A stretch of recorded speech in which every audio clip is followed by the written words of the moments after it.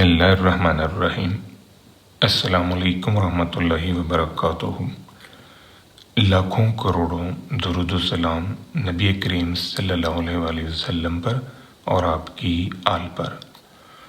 आज बेटा हम न्यू चैप्टर स्टार्ट कर रहे हैं, inference about regression and correlation. इस चैप्टर में मौजूद तमाम पॉसिबल कॉन्फिडेंस इंटरवल्स और तमाम possible hypothesis related to regression and correlation, उन पे हम बात करेंगे। फर्स्ट ऑफ ऑल हम बात करते हैं डिपेंडेंस पे। डिपेंडेंस जो है बेटा दो तरह की है। एक वेरिएबल्स का ऐसा रिलेशनशिप है जिसमें एक वेरिएबल दूसरे पर डिपेंड करता है, या एक वेरिएबल ग्रुप ऑफ वेरिएबल्स पे डिपेंड करता है।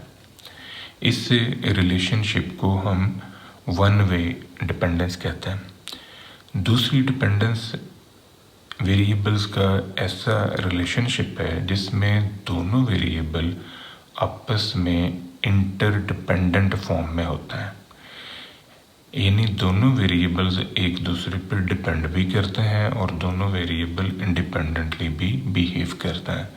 इसको हम टू वे डिपेंडेंस या टू वे रिलेशनशिप कहते हैं। इस टू वे रिलेशनशिप को हम कोरिलेशन कहते हैं। जैसे बार्टर सिस्टम है।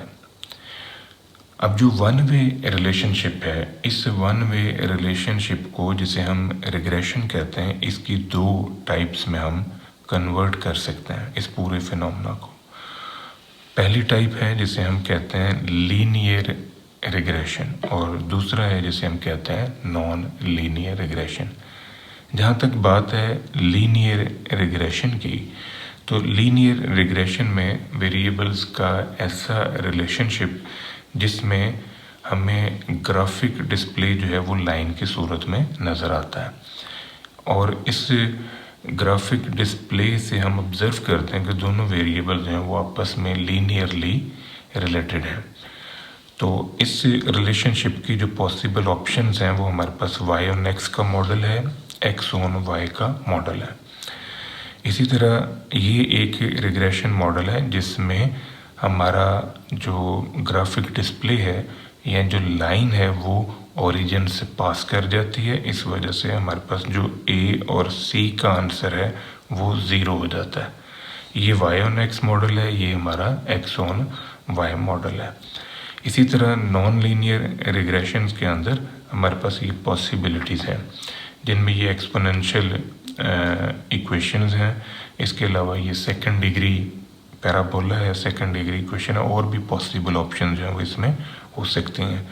अब हम बात करते हैं कि सिंपल रिग्रेशन क्या है। सिंपल रिग्रेशन जो है ये वेरिएबल्स का एक ऐसा रिलेशनशिप है जिसमें हम एक वेरिएबल को दूसरे वेरिएबल के ऊपर डिपेंड करता हुआ देखते हैं। Any dependence of one variable upon other variable is called simple regression.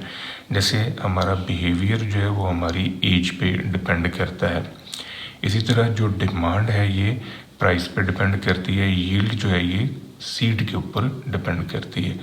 आप नोटिस करें कि सिंपल रिग्रेशन के अंदर जो वेरिएबल्स हैं वो दो हैं और दो वेरिएबल का रिलेशन जो है उसे हम सिंपल कहते हैं। अब ये जो दोनों वेरिएबल आपस में इस तरह रिलेशनशिप में है कि उनमें एक वेरिएबल जो है वो इंडिपेंडेंट है और दूसरा वेरिएबल जो है वो डिपेंडेंट है। अब डिपेंडेंट वेरिएबल जो है वो इंडिपेंडेंट के ऊपर डिपेंड करता है। मसलन देखें, जो फ्लोर स्पेस है और जो कास्ट है, अगर आप छोटा सा फर्श बनाते हैं तो आपको कम पैसे लगाने पड़ते हैं, लेकिन अगर आपने घर में बड़ा फर्श बनाया है तो आपको ज़्यादा पेमेंट करना पड़ेगी। इसी तरह देखें, अगर आप किसी गले के अंदर सिक्के डालते हैं, कॉइन्स डालते हैं, तो जैसे जैसे आप उस गले में सिक्के डालेंगे वैसे वैसे उस गले का जो वज़न है वो बढ़ता जाएगा। इसका मतलब है कि वेट जो है वो कॉइन्स की तादाद पे डिपेंड कर रहा है। ये हमारा सिंपल रिग्रेशन है। अब सिंपल लीनियर रिग्रेशन मॉडल जो है उसको हम डिस्कस करते हैं। सिंपल लीनियर रिग्रेशन मॉडल से मुराद हमारे पास वेरिएबल का ऐसा रिलेशनशिप है जो लीनियर फॉर्म में हमें नज़र आता है और जिसका ग्राफिक डिस्प्ले जो है लाइन की सूरत में नज़र आता है। इस लीनियर रिग्रेशन मॉडल को हम इस फॉर्म में लिख सकते हैं। यहाँ पर हमारा जो अल्फ़ा है इसे हम वाई इंटरसेप्ट या रिग्रेशन कांस्टेंट कहते हैं, जबकि बी जो है इसे हम रिग्रेशन कोफिशिएंट, स्लोप या रेट ऑफ चेंज कहते हैं।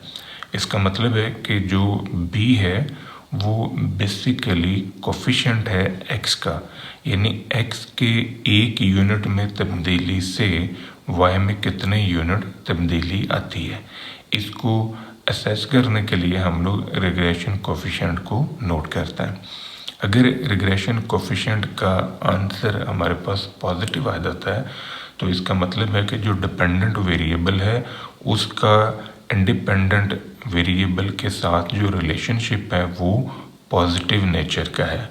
और अगर इस रिग्रेशन कोफिशिएंट का आंसर हमारे पास नेगेटिव आता है तो इसका मतलब है कि जो डिपेंडेंट वेरिएबल है उसका relationship with independent variable negative form का है। इट मीन्स कि अगर एक्स में इजाफा होता है तो वाई में कमी होगी इन केस ऑफ आपका जो स्लोप है वो अगर नेगेटिव है। अगर आपका स्लोप पॉजिटिव है तो इट मीन्स कि अगर एक्स में इजाफा होता है तो वाई में भी इजाफा होगा, अगर एक्स में कमी होती है तो वाई में भी कमी होगी। इट मीन्स कि दोनों वेरिएबल जो हैं वो एक ही सिम्बत में मूव कर रहा है, जबकि सिंबल के नेगेटिव होने से दोनों वेरिएबल जो हैं वो इन्वर्स फॉर्म में मूव करते हैं। अगर एक बढ़ता है तो दूसरा कम होता है।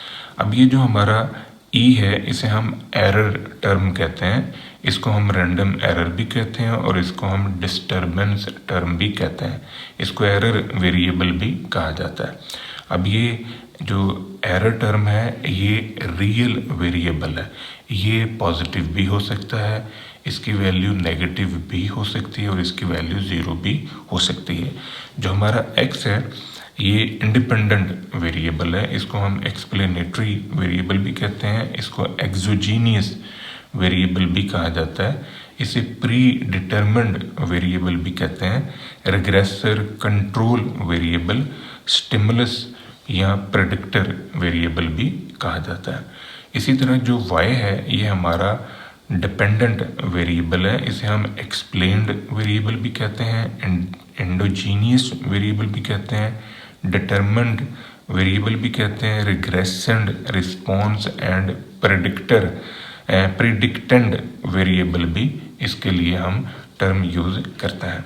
अब हम इस मॉडल को ऑब्जर्व करते हैं थ्रू डिफरेंट डायग्राम्स और इसमें अल्फ़ा और बीटा की जो वैल्यूज़ हैं उनसे ग्राफ में किस तरह का चेंज आता है इसको हम ऑब्जर्व करते हैं।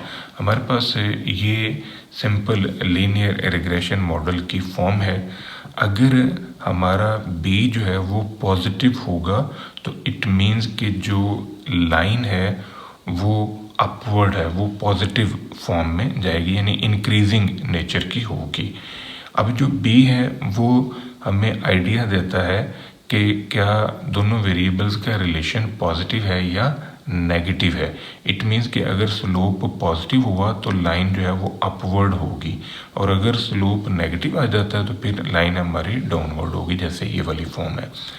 दूसरी ख़ास बात ये कि जो ए है ये हमारा वाई इंटरसेप्ट है, यानी ए से मुराद ऐसी वैल्यू है जहाँ पर हमारी लाइन जो है वो वाई एक्सिस को कट करती है। आप ज़रा ऑब्जर्व करें इस डायग्राम में हमारा जो ए है वो वाई एक्सिस को यहाँ पर कट कर रहा है। इट मीन्स कि ये ए की वैल्यू है और ये पॉजिटिव है क्योंकि इसने वाई एक्सिस को अपर साइड से कट किया है।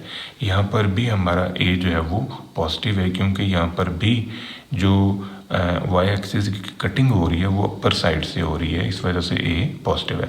बट यहाँ पर स्लोप पॉजिटिव है, यहाँ पर स्लोप हमारा नेगेटिव है। दूसरी ख़ास बात ये कि अगर हमारी लाइन जो है वो ओरिजिन से पास करेगी तो फिर इस सिचुएशन के अंदर हमारा ये जो ए है इसका आंसर 0 होगा, क्योंकि लाइन ओरिजिन से गुजर गई है। मज़ीद देखें, अगर लाइन की फॉर्म ये है तो यहाँ पर हमारा जो बी है वो पॉजिटिव है, लेकिन ए जो है वो नेगेटिव है। ए नेगेटिव इस वजह से है कि जो वाई एक्सिस की कटिंग हो रही है वो लोअर साइड से हो रही है, इस वजह से ए की वैल्यू नेगेटिव है, बट बी पॉजिटिव है क्योंकि लाइन इंक्रीज कर रही है। यहाँ पर ए भी नेगेटिव है और बी भी नेगेटिव है। उसकी वजह ये है कि लाइन डिक्रीज भी कर रही है और लाइन जो है वो वाई एक्सिस को लोअर साइड से कट कर रही है, इस वजह से ए और बी दोनों नेगेटिव हैं। यहाँ पर हमारा ए जो है वो पॉजिटिव है और स्लोप बी जो है वो 0 है। उसकी रीज़न ये कि हमारी लाइन जो है वो पैरेलल टू एक्स एक्सिस है। अगर हम इसको इस फॉर्म में ऑब्जर्व करें तो यहाँ पर हमारा ए जो है वो नेगेटिव है और बी जो है वो 0 है। ए नेगेटिव इस वजह से है कि ये लाइन जो है वाई एक्सिस को लोअर साइड पर कट कर रही है, इस वजह से ए हमारा नेगेटिव है और बी की वैल्यू 0 है। ये जो हमने ऑब्जर्व किया है ये लीनियर रिग्रेशन की सूरत में ऑब्जर्व किया है। तो अगर हमारे पास लीनियर रिग्रेशन के बरक्स नॉन लीनियर रिग्रेशन हो तो फिर इस सिचुएशन के अंदर जो पॉसिबिलिटीज़ हैं वो इनमें से कोई हो सकती है। यहाँ पर दोनों वेरिएबल जो हैं वो इंक्रीजिंग फॉर्म में हमें नज़र आ रहे हैं। हमारी कर्व जो है वो अपवर्ड है, यहाँ पर कर्व हमारी डाउनवर्ड है। ये इस तरह का रिलेशन भी हो सकता है। ये एक साइक्लिकल फॉर्म भी हमें नज़र आ सकती है। तो दो वेरिएबल्स के अंदर जो पॉसिबिलिटीज़ हैं रिलेशनशिप की वो हमने देखी कि लीनियर फॉर्म तब बनेगी जब वो ग्राफिक डिस्प्ले हमें लाइन की सूरत में नज़र आएगा। तो कर्वी लीनियर में कोई ना कोई कर्व जो है वो हमें नज़र आती है, जैसे ये कुछ पॉसिबल कर्व्स हमने डिस्कस की। अब हम बात करते हैं assumptions of simple linear regression model पे। जो रिग्रेशन मॉडल है सिंपल लीनियर, उसकी पॉसिबल assumptions में फर्स्ट ऑफ ऑल है कि जो एरर टर्म है जिसे हम रैंडम एरर भी कहते हैं, जिसे हम डिस्टर्बेंस टर्म भी कहते हैं, तो इसका मीन हमारे पास 0 होता है। उसकी रीज़न ये कि एरर टर्म जो है ये रियल वेरिएबल है, इसमें पॉजिटिव नेगेटिव वैल्यूज़ भी आती हैं और 0 भी हो सकता है इसका आंसर। तो इन दोनों ऑब्जर्व्ड और एस्टिमेटेड वैल्यूज़ का जो डिफरेंस होता है जिसे हम एरर कहते हैं, अगर हम उसे सम अप कर लें तो ये 0 आता है, यानी y माइनस वाई कैप का सम 0 है। तो अगर y माइनस वाई कैप का सम 0 है तो डेफिनेटली फिर मीन भी 0 होगा। एरर टर्म जो है ये हमारा रियल वेरिएबल है, पॉजिटिव नेगेटिव वैल्यूज या 0 भी वैल्यू के तौर पे अज्यूम कर सकता है। जो वेरिएंस है एरर टर्म का वो सिग्मा स्क्वायर के इक्वल है, यानी ये होमोजेनिटी को इंडिकेट कर रहा है। इसका मतलब है कि तमाम एरर टर्म्स जो हैं वो होमोजीनियस हैं, उनका जो वेरिएंस है वो सेम है। Error term is normally distributed with mean 0 and variance sigma square. अगर हम दो डिफरेंट एरर टर्म्स को ऑब्जर्व करें तो इन दोनों एरर टर्म्स का जो प्रोडक्ट है उस प्रोडक्ट का एक्सपेक्टेशन 0 होगा अगर i और j इक्वल नहीं है।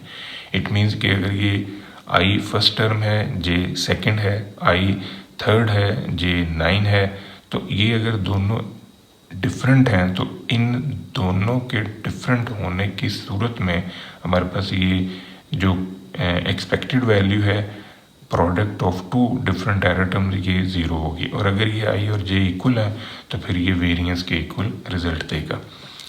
Error terms and explanatory variables are independent. यहाँ पर x जो है ये हमारा एक्सप्लेनेटरी वेरिएबल है, इसको हम रिस्पॉन्स इसको हम प्रेडिक्टर भी कह सकते हैं, एक्सोजीनियस इंडिपेंडेंट वेरिएबल भी कहते हैं। जब हम इसका रिलेशन एरर टर्म के साथ बनाते हैं तो ये दोनों इंडिपेंडेंट हैं, इस वजह से ये टर्म जो है ये 0 आएगी। The explanatory variable are measured without error. इसके अलावा एक्सपेक्टेड वैल्यू ऑफ वाई जो है ये अल्फ़ा प्लस बीटा एक्स और इसका जो वेरिएंस है वो सिग्मा स्क्वायर के इक्वल होगा। जो हमारे पास ए है जिसे हम वाई इंटरसेप्ट कहते हैं, इसकी एक्सपेक्टेड वैल्यू अल्फ़ा के इक्वल, और बी जिसे हम स्लोप कहते हैं इसकी एक्सपेक्टेड वैल्यू बीटा के इक्वल होगी। जो बी है रिग्रेशन कोफिशिएंट, इसका वेरिएंस इस फार्मूले से हम निकालेंगे। इसी तरह जो एरर वाई इंटरसेप्ट है इसका वेरिएंस हम इस फार्मूले से निकालेंगे। ये दोनों फार्मूला इसको हम ड्राइव भी करेंगे नेक्स्ट वीडियो लेक्चर में।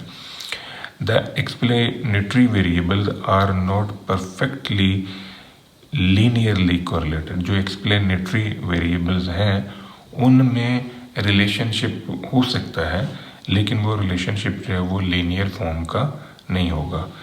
The relationship is correctly specified. दो वेरिएबल्स के दरमियान जो रिलेशनशिप है लीनियर मॉडल की सूरत में वो करेक्टली स्पेसिफाइड होगा। ये हमारा आज का टॉपिक था बेटा।